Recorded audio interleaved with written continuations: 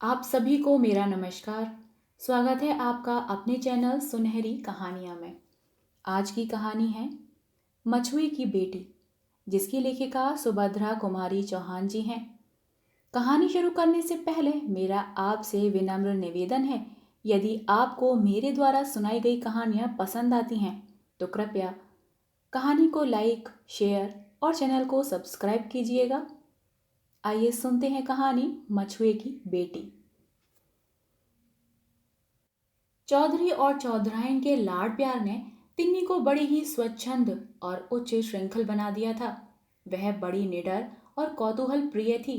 आधी रात, पिछली पहर, जब तिन्नी की इच्छा होती, वह नदी पर जाकर नाव खोलकर जल विहार करती और स्वच्छ लहरों पर खेलती हुई चंद्र किरणों की अटखेलियां देखती। यही कन्या चौधरी की सब कुछ थी, किंतु फिर भी आज तक चौधरी उसका विवाह न कर सके थे, क्योंकि कन्या के योग्य कोई वर चौधरी को अपनी जात में न दिख पड़ता था। इसीलिए तिन्नी अभी तक कुंवारी ही थी। नदी के पार और उस पार से इस पार लाने का चौधरी ने ठेका ले रखा था। चौधरी की अनुपस्थिति में तिन्नी अपने पिता का काम बड़ी योग्यता से करती थी। आज इतनी जल्दी कहाँ जा रही हो तिन्नी? क्या तुम नहीं जानते? क्या? यही कि राजा साहब आज उस पार जाएंगे। कौन राजा साहब? तुम्हें यह भी नहीं मालूम? मैं आज ही तो आया हूं। और अब तक कहाँ थे? अपने घर। तो जैसे मैं रात दिन घाट पर ही तो बनी रहती हूं ना, इसीलिए मुझे सब कुछ जानना चाहिए और तुम्हें कुछ भी नहीं। तुम मुझे वैसे ही तंग किया करते हो। जाओ, अब मैं तुमसे बात भी नहीं करूंगी।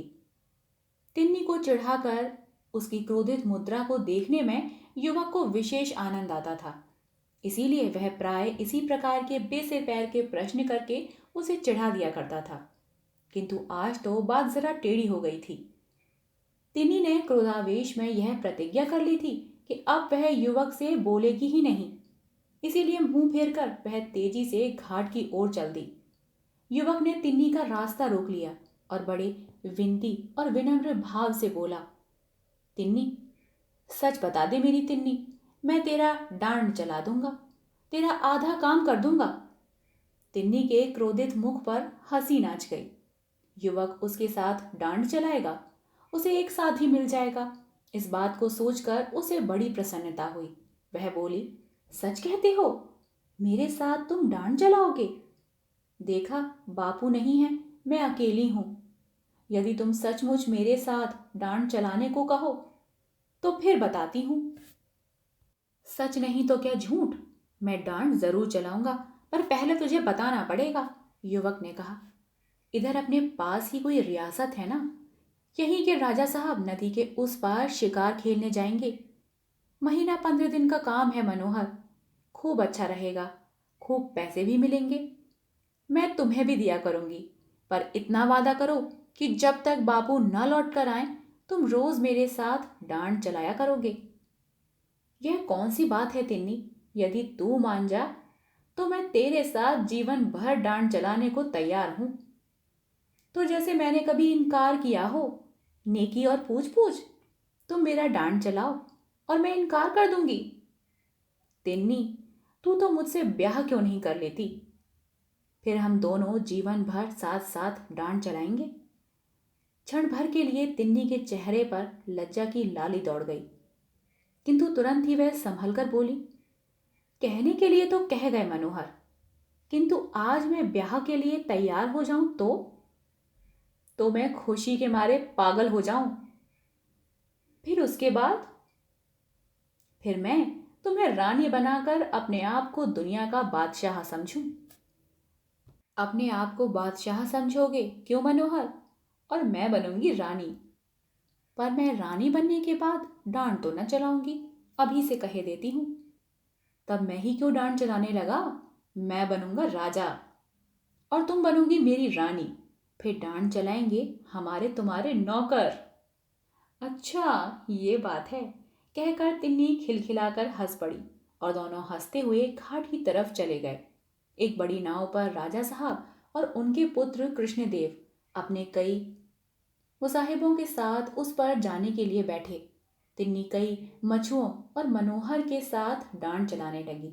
तिन्नी नाव भी खेती जाती थी और साथ ही मनोहर से हंस हंस कर बातें भी करती जाती थी।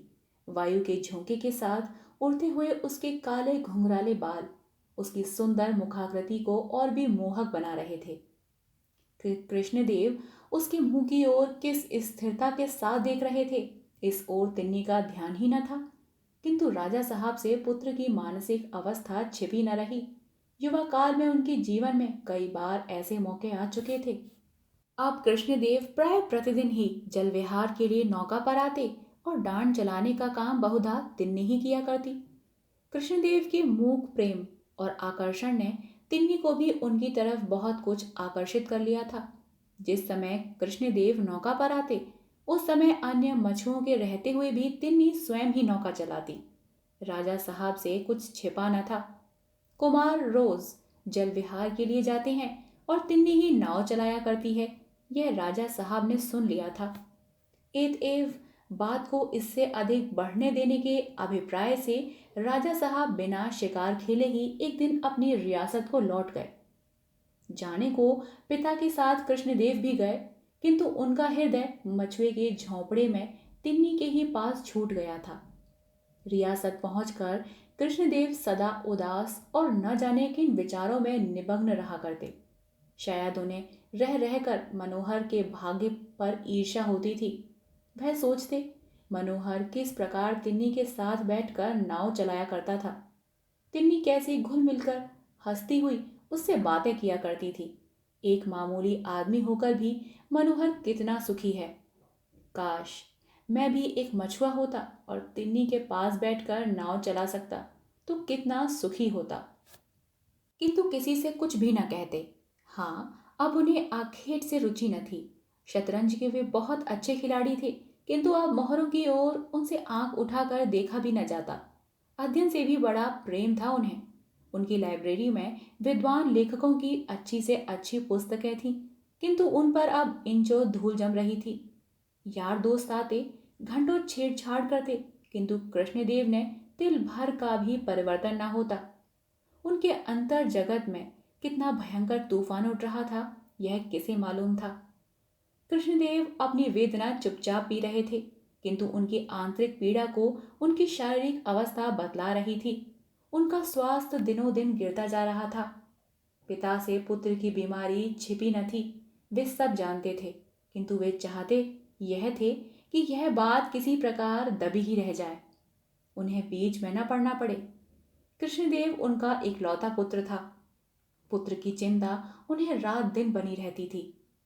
तिन्नी के अनिंदनीय रूप और चातुर्य ने राजा साहब को आकर्षित न किया हो सो बात न थी, किंतु थी तो वह आखिर मछुए की ही बेटी।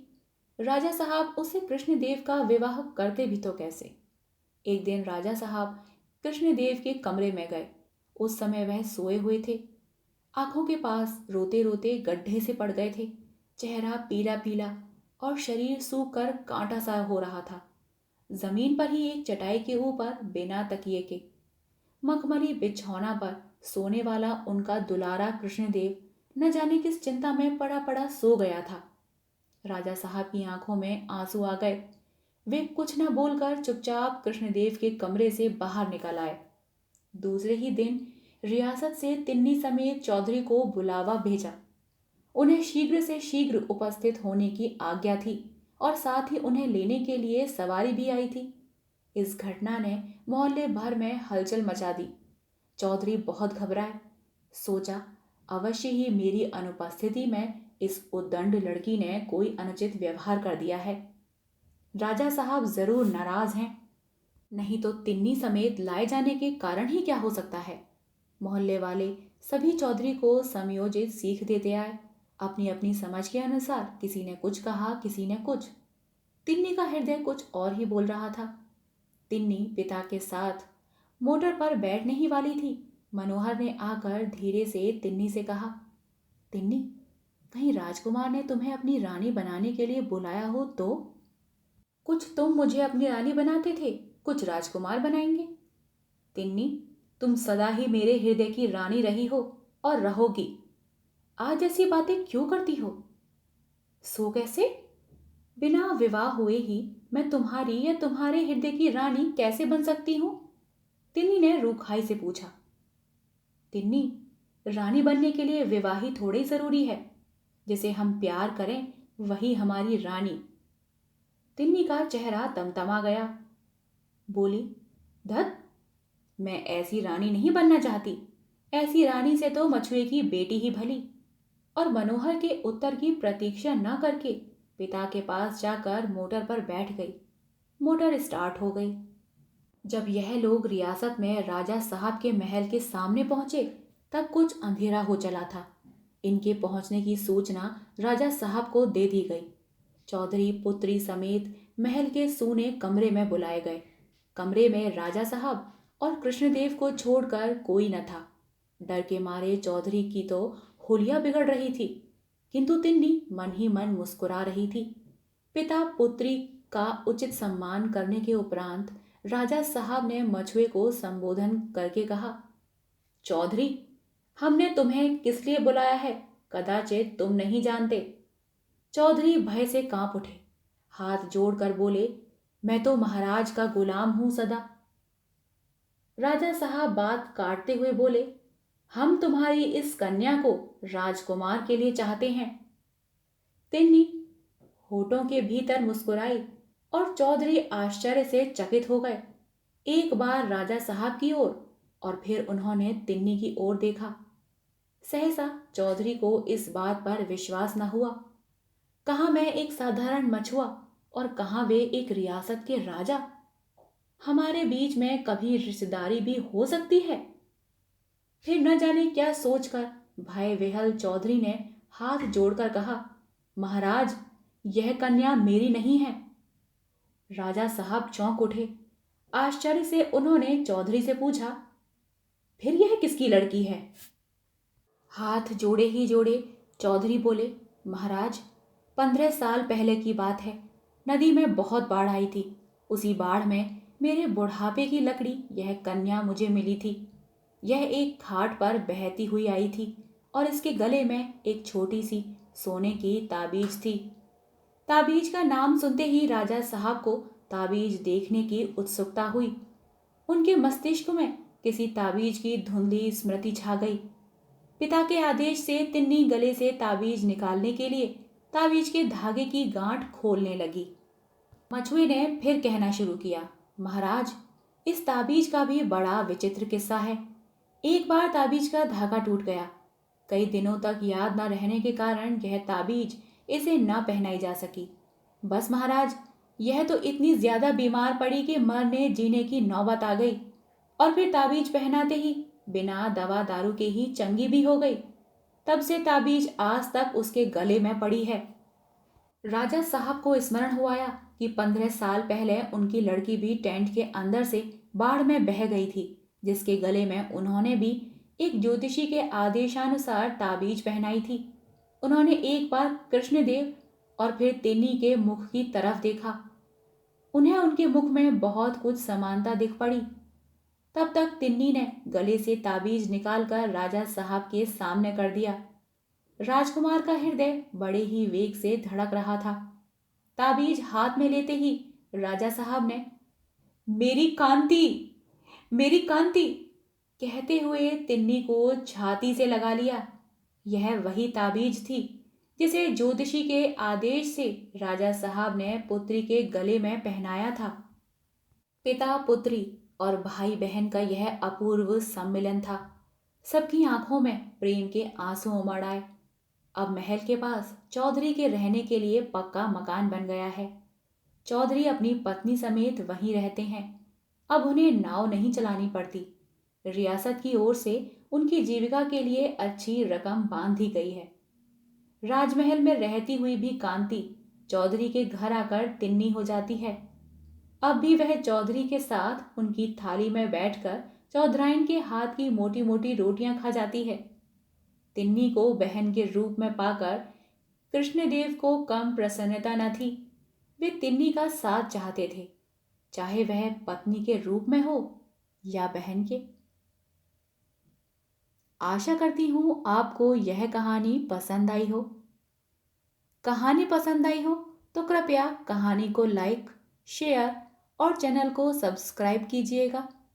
मिलते हैं एक नई कहानी के साथ, तब तक के लिए धन्यवाद।